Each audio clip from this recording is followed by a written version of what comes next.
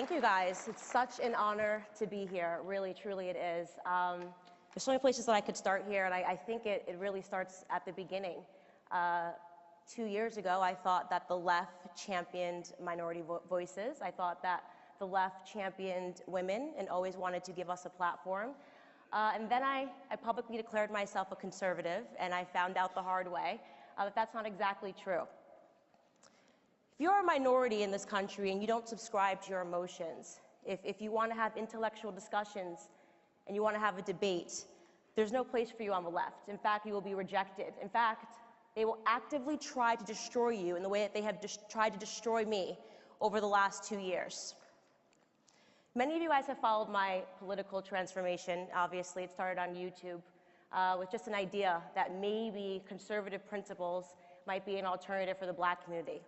I questioned at the time, is it really possible that a man that was loved by the media, Donald J. Trump, they loved him, loved by Black America. Every hip-hop song that I listened to growing up, they wanted to be like Trump. Beyonce and Jay-Z were sipping poolside at Mar-a-Lago. He was the dream. Obama said that the American dream is to be like Trump. Was it really possible that within 24 hours of declaring his candidacy for the White House, he became a racist, bigoted, homophobic, sexist, rapist at one point, right? Was that really possible? And I said, of course, no, it's not possible. There's absolutely no way that that's possible. And then I started asking myself some other questions. How on earth is it possible that a party that instituted slavery, Jim Crow laws, racial terrorism, and the KKK has the Black vote? How is it possible? We gave up culture. The right gave up culture. That's how it's possible. That's how the left was able to do this. We gave up culture.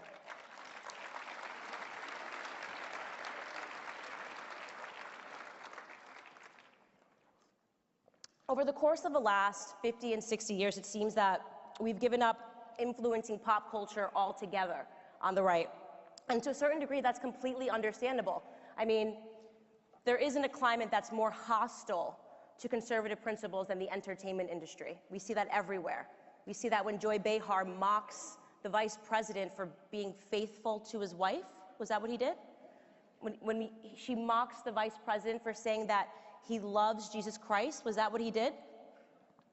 You certainly aren't going to win any accolades in Hollywood if you write a script and the protagonist is a part of the nuclear family unit. In fact, you'll probably be chased out of Hollywood if you start to perpetuate conservative principles.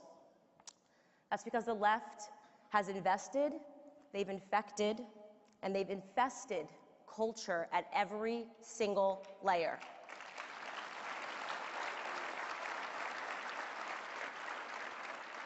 This is why Kamala Harris, who will never, ever be president of the United States,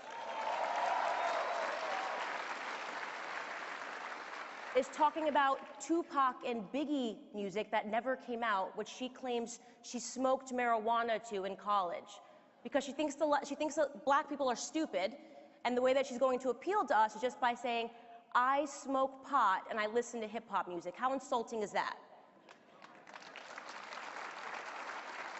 This is why Hillary Clinton, who is still not the president of the United States, right? It's great. This is why she offered my community hot sauce, if you guys remember. Hot sauce as a reason to vote for her. She offered us hot sauce, a Jay-Z, and a Beyonce concert. She never talked to us about policies. The left never talks about policies because their policies have failed Black America for the last 60 years.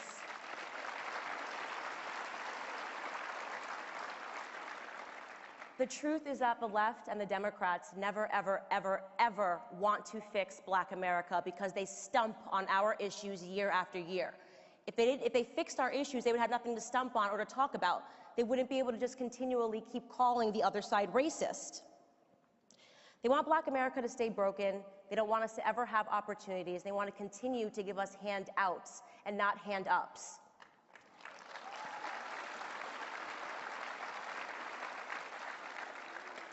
Never in a million years did the left predict Donald J. Trump, and I'll tell you what they also are not predicting.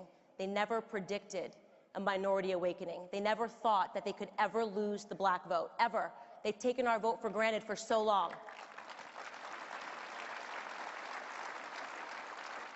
But things are starting to change, and they're starting to change because, and I'll tell you guys what the magic secret is. I'll tell you how I've been able to transform so many hearts and minds in the minority community. The secret is that I simply tell them the truth. The truth is on our side as conservatives. Truth number one, America is not a racist country.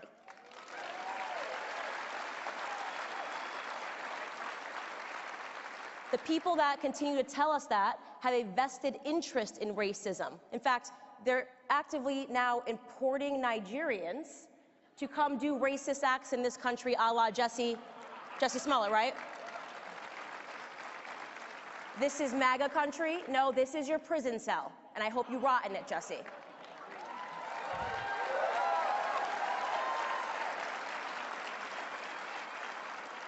Truth number two, abortion is murder.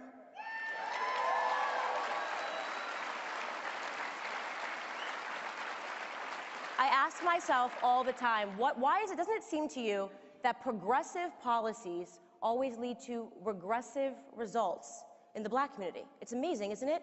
Abortion, so progressive. They want to move that forward. We need abortion. We have black women representing 6 to 7% of the population, and yet we account for almost 40% of all of the abortions that are performed in this country.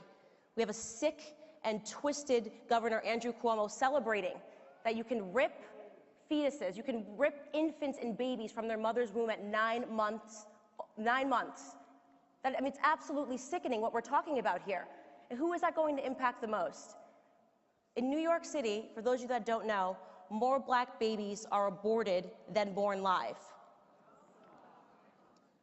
A hard-hitting truth is that the most unsafe place for a black child is not on the streets, it's not when they see a police officer, it's in their mother's womb. More than half of the black population would be double today if it wasn't for abortion. We've lost 18 million black babies since 1973.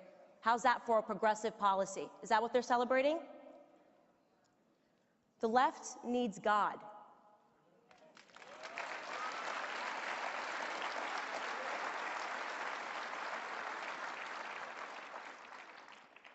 Truth number three, racially motivated police brutality is a myth. It's simply a myth. But father absence is not. The number one issue facing black America is that fathers have been removed from the home. It's that they have been incentivizing father absence.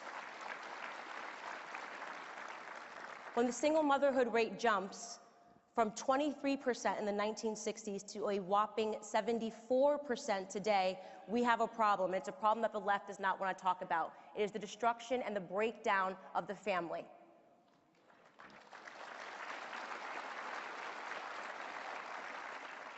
Truth number four. There are 3.6 million black children living below the poverty line. There are 4 million Hispanic children that live below the poverty line. And yet Democrats want us to put illegals first. I say no thank you. I say build the wall.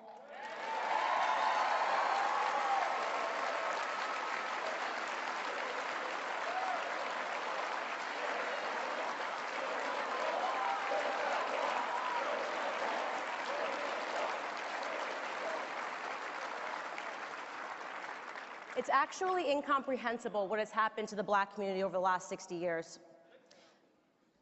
I say, I don't want a Green New Deal, I want a Black New Deal.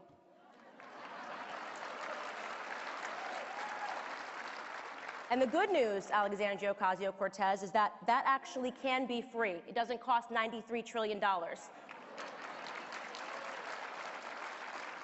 First and foremost, stop selling us our own oppression. Stop taking away our self-confidence by telling us that we can't because of racism, because of slavery. I've never been a slave in this country.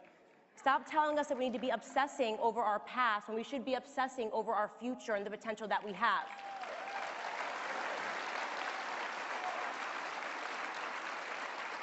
Stop having a culture which tells us that we should want to be hip-hop artists and basketball players when we should want to be doctors and lawyers.